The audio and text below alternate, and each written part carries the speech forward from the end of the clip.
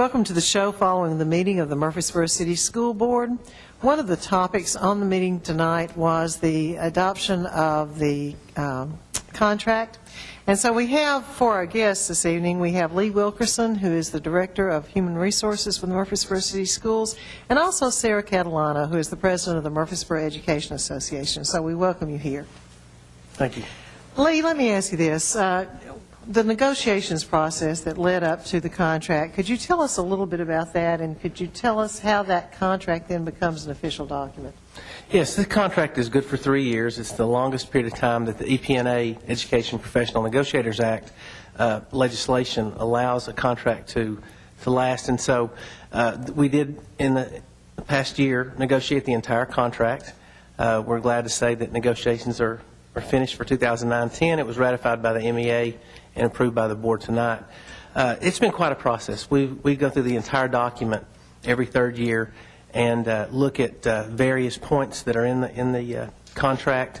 I think it's very instructive. If you look at the law, EPNA, what the spirit of the law is to prescribe the legitimate rights and obligations of boards of education and their professional employees, and to establish procedures governing relationships between them that are designed to meet the special requirements and needs of public education.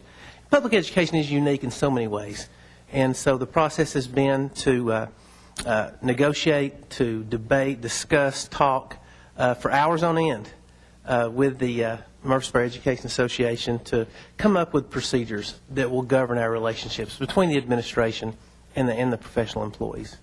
If you had to say that there was one challenge that you faced in the process, what would that be? There's a new challenge each time we come together.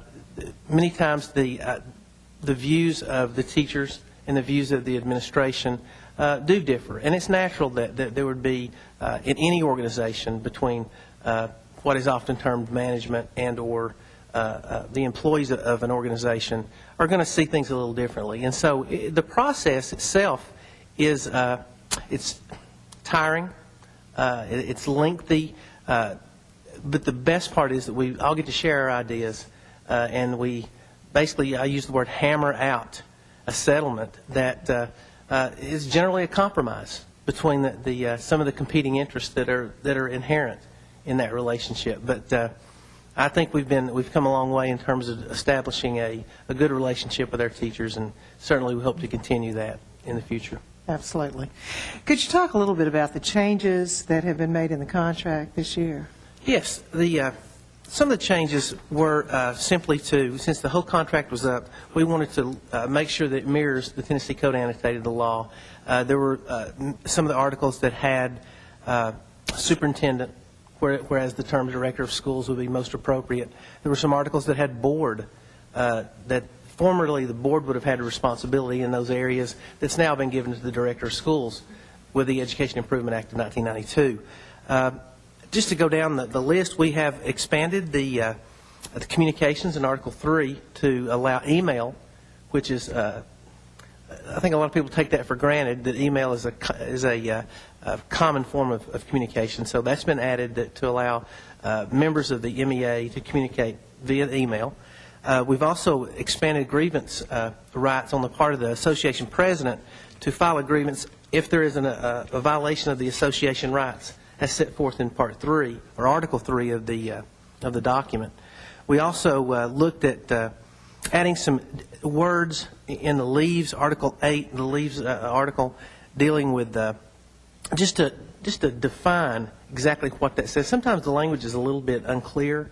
So we've made a lot of strides in trying to make it very clear so everyone can understand what the articles say. One of the items that Article 10 is full of content. It's got posting of vacancies, content of notices, related expenses in transition, itinerant teachers, and it used to have loss of position. But we've changed that article, and we've moved it out into a separate article called position reduction. And ideally, that's not going to happen. If we'll continue to grow, as we expect we will, as far as students, we won't be looking at position reduction. Could you talk a little bit about that, what that term means? Position reduction would be if we had a decline in the number of students that were attending Murfreesboro City Schools, or if we had a decline in the amount of money available to employ teachers. then we may have to look at reducing the number of positions. Now, we happen to live in we have a district here that grows every year, and most of the time, if we did have to cut back on the number of positions, that retirements and resignations would take care of most of those, and we would have to look at position reduction. But in a worst-case scenario, if we had to raise our pupil-teacher ratio in order to deal with budget shortfalls, then there's a process in place, and it's described in Tennessee Code Annotated and now reflected in our contract to say how that would take place. And it certainly would start with the non-tenured teachers. And then any teacher that has a loss of position due to budget constraints or other events beyond their control, they would be put on a preferred list to rehire. And so it's all very detailed in the law. Okay. One of the things that I know that is of concern to all of us is the expectations of teachers after hours, for example. Having been a teacher myself and still teaching, I know that's a real concern. Could you talk a little bit about, because I know there have been some changes with that, with faculty meetings and after-school expectations. Could you address those, please? We spent a good amount of time in negotiations about that particular issue. As a matter of fact, we had added 2 articles. One that is Article 23 deals with regular faculty meetings. And the effort on the part of the teachers and the MEA was they wanted to know in advance when the faculty meetings were, and they'd like to have an agenda. And there was nothing in writing that made that a required activity.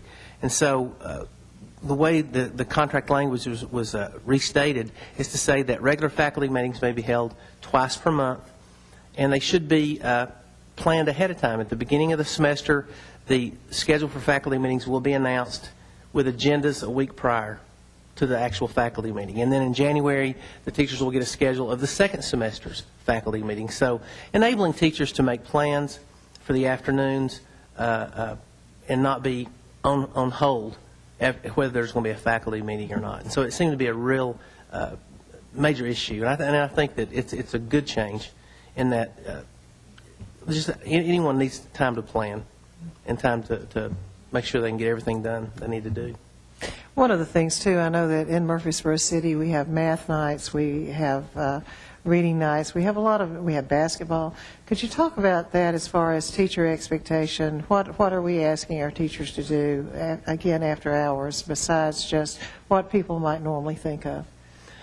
One thing about the teaching profession, and being a teacher myself, you don't know what the hours are until you actually start working in the profession. You don't see it from the outside. And once you get involved and become a teacher and working in the profession, you say, I never realized that it's not 8 to 3.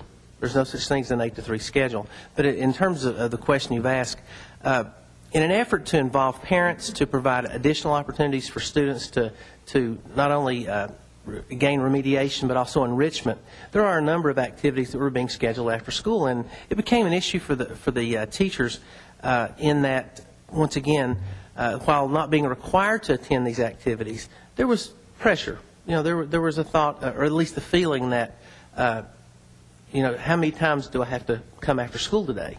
And so the language in the contract now is simply that it's entitled Activities Beyond the Regular School Day. And it says that there will be a good faith effort to limit that to no more than 6 hours per month. I think that's the correct language. I don't want to look and see. But certainly it gives the teachers an opportunity to have contractual language that is going to allow them to not only engage in their own personal lives, but one of the key arguments that were made during the negotiations by the teachers was that we need time to rest, to plan, to prepare for the next day. And as we all know, those of us that have been teachers and those of us that have been students, you want your teachers to be rested and well prepared. And so we're hopeful that article will help to make that happen. And I think that is outside of professional development, outside of faculty meetings. This would be in addition to. So that's correct. It doesn't include regular faculty meetings. That would be just those activities beyond the regular school day that are voluntary and or not required as a part of the teacher contract. Well, while we're talking about teachers, Sarah, welcome.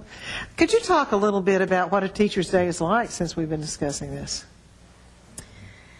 Well, I went into teaching because I had teachers that always told me that I was a leader and that's what I needed to do. I was going to do high school at first, but I taught with some kindergartners and absolutely fell in love with the young kids. So I changed my major to early childhood education. I do like my day being different every day. I can't see myself sitting behind a desk doing the same thing over and over. How have you seen education change over the last 5 years? Well, I've seen, when I first started, No Child Left Behind was the big thing at the Senate. And the thing that has changed most recently has been the race to the top. So that concerns me a little bit with the competitiveness that teachers might have towards each other to make better test scores. And teachers are so open with each other. I was talking to a teacher today about this, and we're our best resource, and that kind of scares me a little bit. Change-wise, I've only been teaching 7 years. I've seen a lot of change with instruction, from whole language to phonics to back to whole language again, from using different math methods, from using the textbook to now I hear the big thing is Singapore math. So those are just the small changes I've seen. What would you like for parents to know about the schools and about their child's education? I think that here at Murfreesboro City Schools, we have the children's best interest in mind at all times.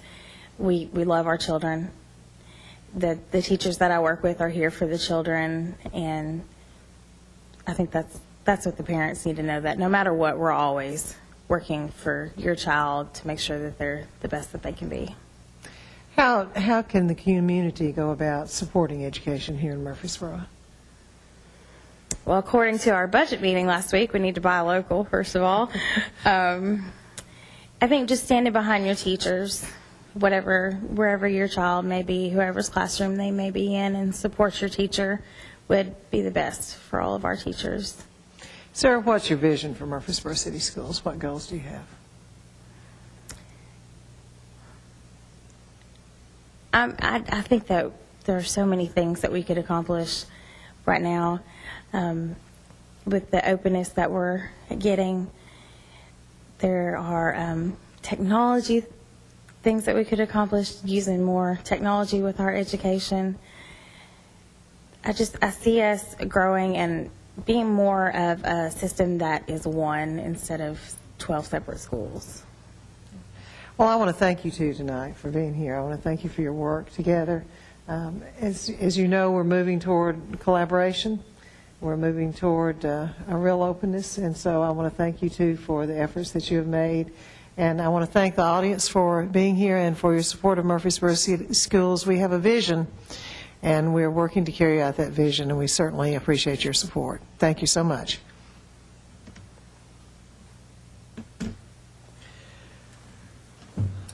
We have 12 schools, right?